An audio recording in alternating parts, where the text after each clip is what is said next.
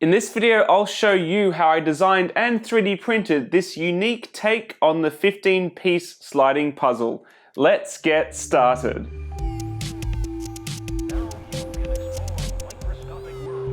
How's it going, guys? Angus here from Muse. Lately, I've been thoroughly enjoying 3D printed puzzles. And while I'm still working up my way to monsters like this, thanks Nathan Wilson, I have fond memories from my childhood of playing with the 15-piece sliding puzzle. The history behind this puzzle is pretty interesting, with invention credited to New Yorker Noyes Chapman in the 1870s. It actually sparked a massive fad in the 1880s. The traditional layout is a 4x4 grid of tiles which can only move in X or Y directions, and one space is clear to allow a single tile to move at a time. It's deceptively difficult to arrange back into the original picture and incredibly addictive. At the time, some newspapers even claimed people were going insane due to the puzzle.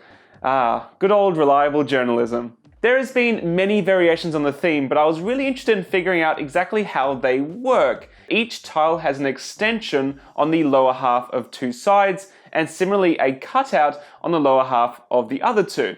This gives it a kind of diamond shape when viewed on its own, but when arranged in a grid, these tabs lock into each other and the frame around them, allowing movement in only two directions, but stopping them from lifting out of the frame and people just cheating. What I wondered, however, was if this design could be adjusted for 3D printing on an FDM machine, because 3D printers are a layer-by-layer process. You can actually create the entire puzzle all at once. And as I discussed in this video, using a 45-degree overhang can be achieved without requiring any support material. And this was my first version, 3D printed in PLA.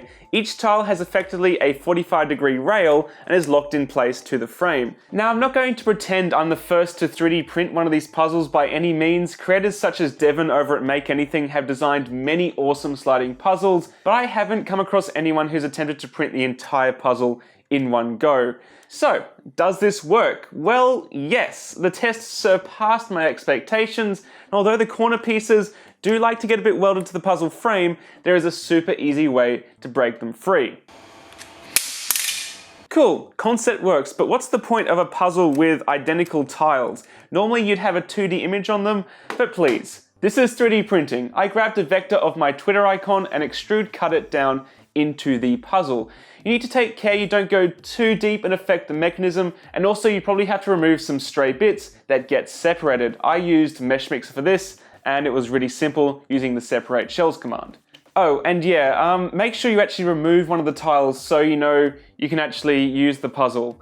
This is what happens when you 3D print after midnight. Ugh.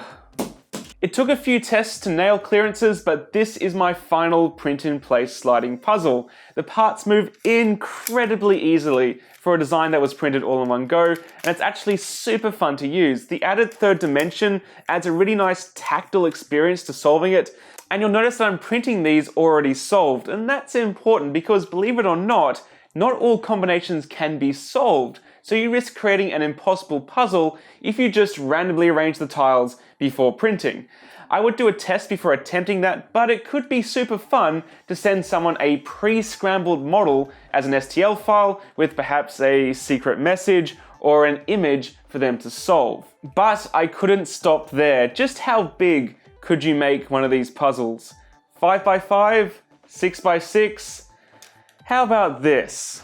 This thing is ridiculous. It's a 3D printed sliding puzzle with an 8x8 grid, printed all at once on my Cetus 3D printer. It maxed out the print volume at 180 by 180 millimeters and took roughly 18 hours to print, and it has 63 individual tiles. I want to mention that for all of these puzzles, I printed them on a raft to ensure a perfect first layer, and I would honestly recommend to you to do the same unless your print bed is perfectly calibrated to avoid a fused puzzle, which would be very frustrating. But look, this thing is really pushing the boundaries, so I can't really recommend it. Not only because you become totally sick of looking at my face while you try to solve this monster, but because of the clearances needed to print it, the puzzle is very flimsy towards the center. And I think if I gave it a good push, the whole thing would explode. However, if you put it on a flat surface, it still operates incredibly well. And as far as I'm aware, this is the largest print-in-place puzzle of its kind. If you'd like to 3D print your own sliding puzzle, you can find all the files at this link on Gumroad, including the Source Fusion 360 file and a full video tutorial on how I designed it, so you can easily create your own versions.